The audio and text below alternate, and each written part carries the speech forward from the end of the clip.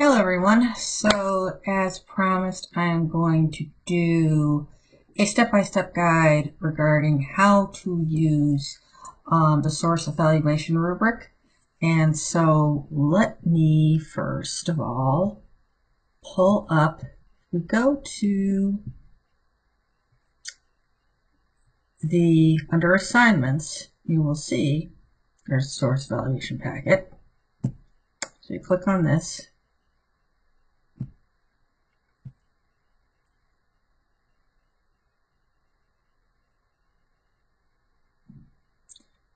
And if your computer is not in the process of having a bad connection or updating or whatever, this should only take a couple seconds. Okay. Well, you see what you need to do. You need to go and you need to click on this. So trust me, it does work. So I'm going to just go ahead and pull it from my folder.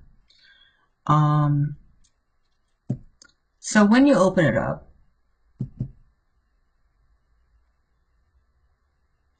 oh my goodness, this is frustrating. I think I'm gonna have to wait. What? Is it opening? Yes, it's opening. Okay, fantastic. Okay. It will look like this. Now, you do not need to turn in this completed rubric, this packet. This is just for you to use in order to gather the information you need to evaluate your sources. So you evaluate one source per body paragraph. Okay? And you will see I have here a readability calculator website. Now I'm going to show you how to use this website. So you want to copy and paste it. Now, fortunately, I already have the tab open. So I'm going to minimize this for the moment. We don't need that. Thank you. And I'm going to go to this. This is the home page for this particular website. So readability calculator, it's used by people in education, but it's also often used by writers to determine if the text that they're writing is appropriate for the education level of their intended audience. And it's also helpful for you to determine who the audience is of your source. So it can be very useful in getting an idea of who might be the person that the author is trying to reach. So this goes by grade level, and I'm going to get into some of the finer points now, but I just want to show you how to use this. So if you go here, and I am going to, the article I'm working with for the sake of this demonstration, which is also part of my research, is Misinformation Inoculation and Literacy Support Tutorials on COVID-19. So in order to make sure that I've got a representative excerpt, because you need at least 150 words, I'm going to pull from roughly the middle of the article. So I'm going to copy, like I do, and then I am going to paste into here. Now, if you don't have that ability, you're going to have to do the old-fashioned typing in, and that's just the way it is. So you put in a good chunk of text. Like I said, at least 150 words is good. And then you click Process Text, and then you get these results. And I'm only asking you to give me the Flesch-Kincaid grade level and the automated readability index because they correspond with grade levels. So I'll get into more of that later, but I just wanted to show you how to use this site before I get into the PowerPoint that I'm going to go through that explains everything step by step. So I wanted to do that first. So if we go to, let's see here.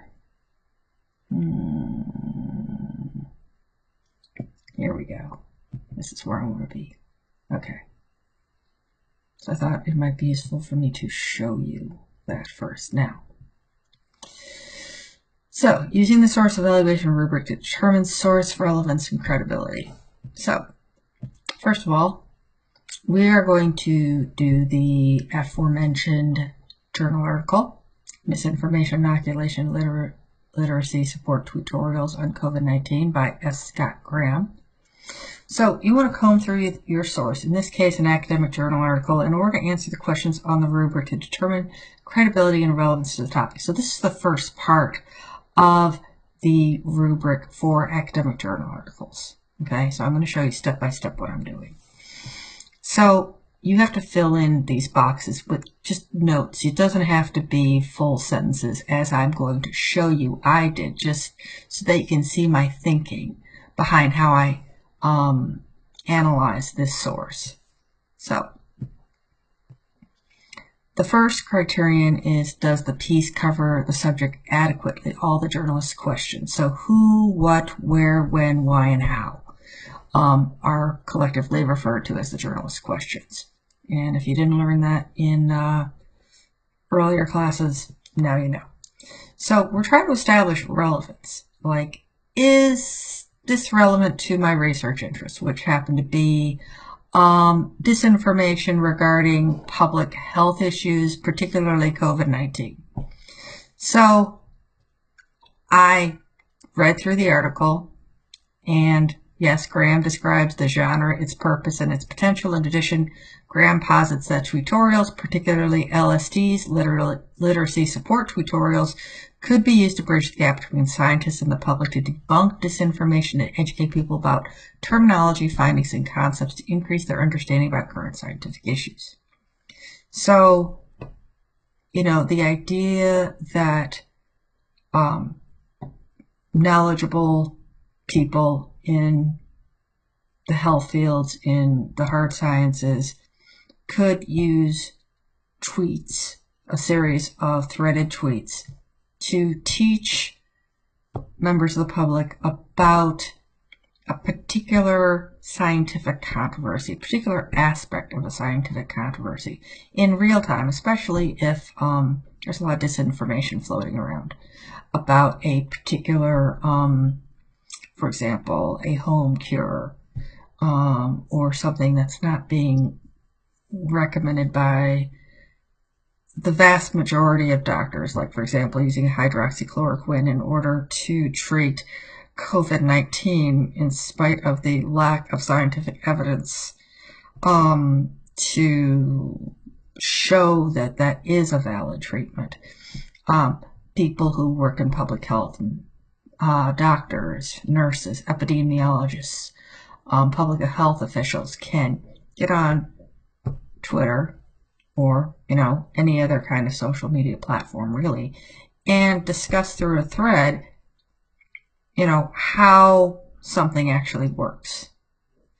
But one of the key elements of the tutorial is to explain in such a manner that you do not insult the reader. You don't want the reader to feel ashamed. You don't want to make the reader feel ignorant. You want to invite the reader in, and you want to explain, respecting his or her intelligence, and say, this is what is happening, and this is what these terms mean. So another criterion, are there inexplicable omissions? If so, what are they? So, when I went through the article, I concluded there should have been a larger example, such as part of a tutorial thread, to help readers better visualize how this genre works, but it might not have been possible due to permission issues. So when you look at the article, there's only a picture of a GIF that one of the people who's doing tutorials had to open up her thread.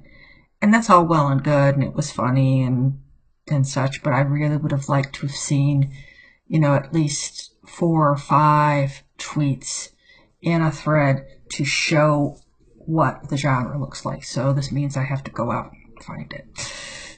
Now, next.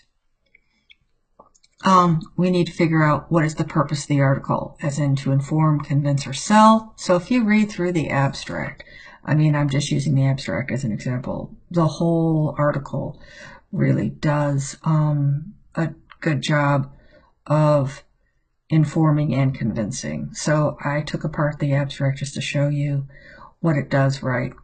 Many expected federal public health agencies to provide timely and accurate information about the COVID-19 pandemic. That did not happen. So I, through my research, I'm making an annotation ties into Department of Health and Human Services emails where it was released through a Freedom of Information Act request where more than 100 emails demonstrated how both subcontractors as well as Department of Health and Human Services administrators and Trump administration officials outside the department were working to influence the public about the pandemic in such a way that it would not jeopardize Trump's reelection chances, or so the thinking was. And they selectively, truth told, they distorted, and sometimes they use fringe science to promote narratives that would be more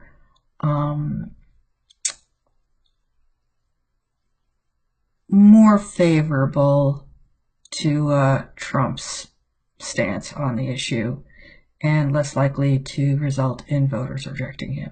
I guess so the thinking went. In response, physicians and epidemiologists have explored new ways to educate the public about COVID-19 and protect against misinformation. Now, I will warn you, there's a lot of misuse of the word misinformation versus disinformation. Disinformation is the actual, it's both a noun and a verb. So disinformation is erroneous, misleading information designed to give people bad data, bad guidance about an issue, something that is, either largely or completely untrue. While misinformation is the act of sharing that kind of information, that disinformation, unknowingly, thinking that it's true, trying to educate others, but in reality, making people misinformed. So, but too often people use misinformation when they mean disinformation. So, one genre that has received significant uptake is the tutorial threaded tweets that educate followers on technical matters. This article builds on prior genre studies of the tutorial to explore how /med-Twitter and /epi-Twitter communities have refashioned the emerging conventions of the tutorial as part of efforts to protect the public from COVID-19 misinformation. So, keywords: coronavirus, public health, science, communication, social media.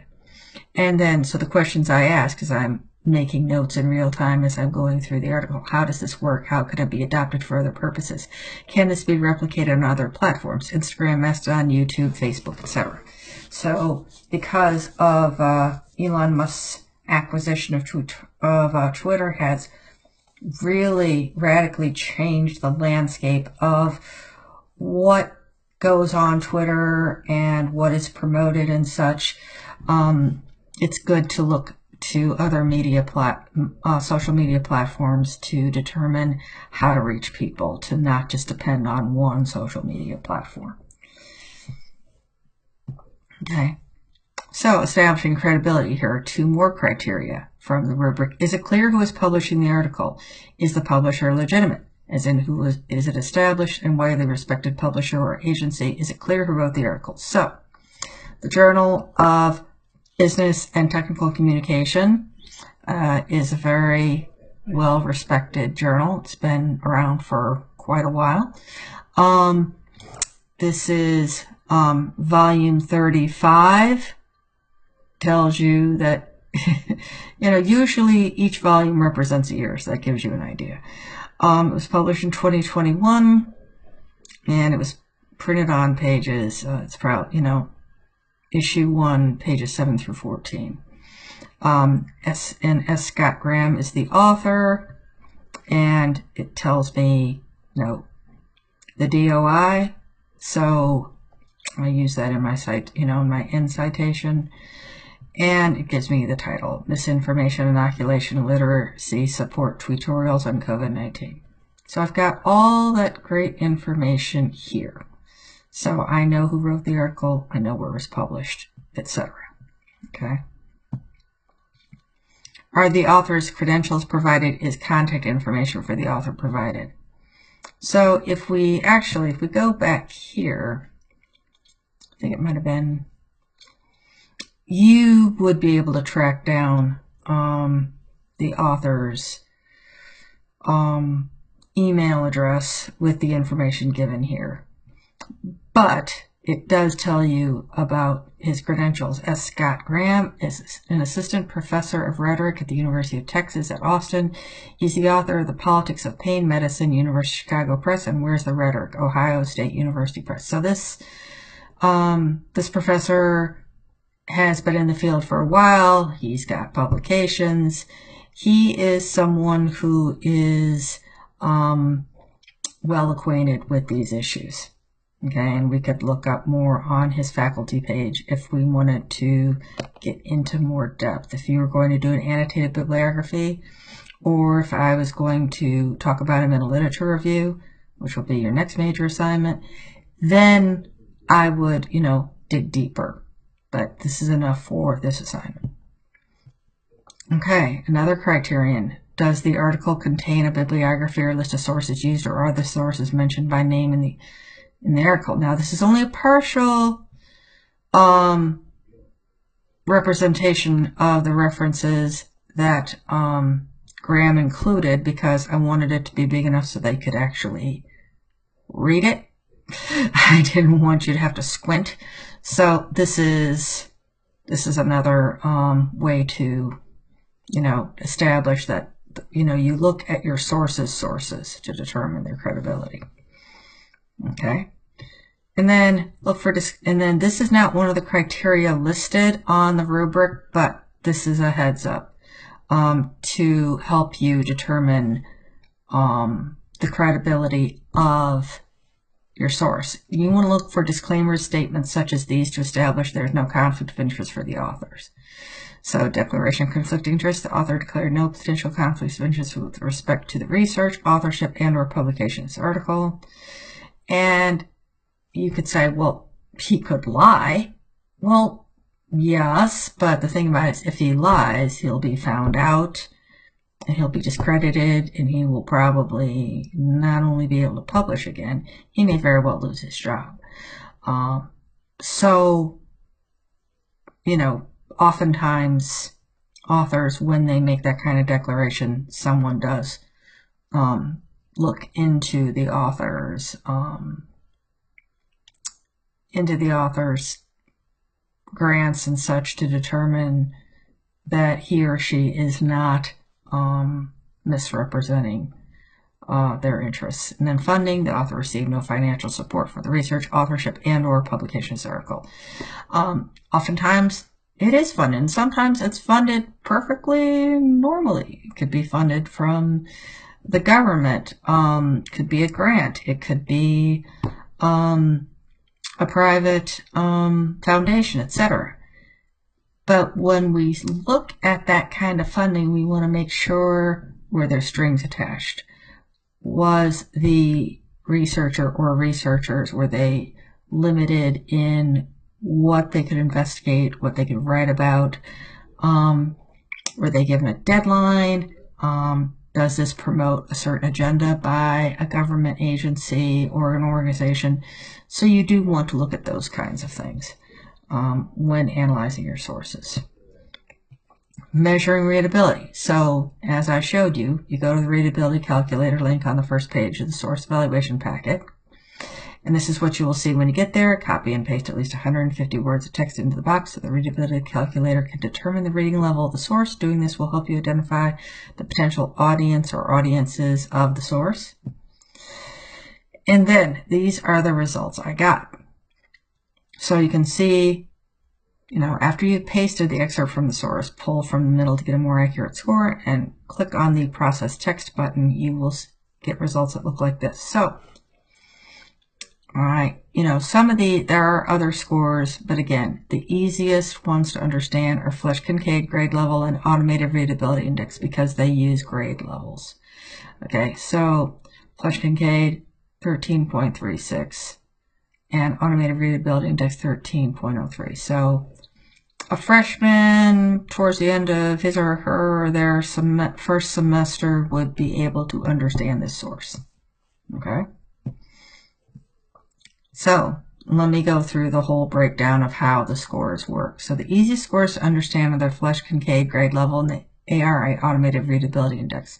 The number to the left of the decimal point indicates the year in school a reader would need to have completed to understand the text, while the number to the right of the decimal indicates what month the reader would need to have completed to comprehend the source. For example, 14.6 would mean a reader would need to have at least 2 years and 6 months of undergraduate college education to understand the source. And you can see the number breakdown here. Okay. And finally, the scoring system. So you will see, if we take a look at let's take another look at this. We're going to go to each type of source has different criteria, but there is a lot of overlap. So you will find yourself looking for the same answers over and over again. So for my academic journal article, I filled this in, and I have shown you the evidence that I have. And then because all of my criteria ended up in the excellent or clear section, 5 points for all the criteria, so it scored 40 points. It was a perfect score. 40 points means use it. You've got no problems. Okay, and then I explain who the intended audience is and why I believe it is so. Scientists, public health officials, technical communicators in the health and science professions, rhetoricians concerned about these issues, as well as focused on disinformation spread in general.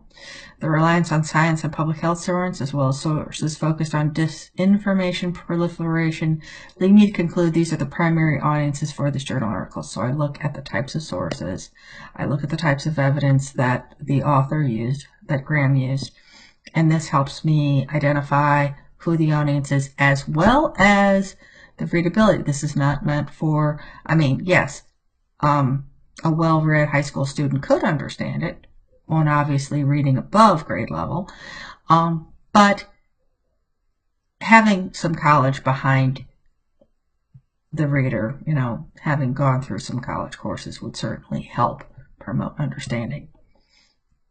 So I added all these up, and I determined that this is useful. So using all this, now you have all this information, then all you have to do is the writing. Now, the writing, I'm not going to say that it's not somewhat difficult. Of course it is. You've got to organize your ideas. But as I said in the other video, and if you haven't seen the other video yet, do so now. You want to make sure that you address all the criteria. You don't have to have all the criteria in the source evaluation paragraphs in the same order that I have them listed on both the assignment guide and on the rubric, but you want to make sure you address them all. So you can look at the example paper under assignment examples. It's the first selection, and you can also look at the source evaluation paragraph example, which is on a different source. But the idea is that now that you've seen how the rubric is supposed to work, it should be easier for you to formulate your thoughts. So that's it for now. If you have questions, please email me, and I hope you have a great day. Take care. Bye-bye.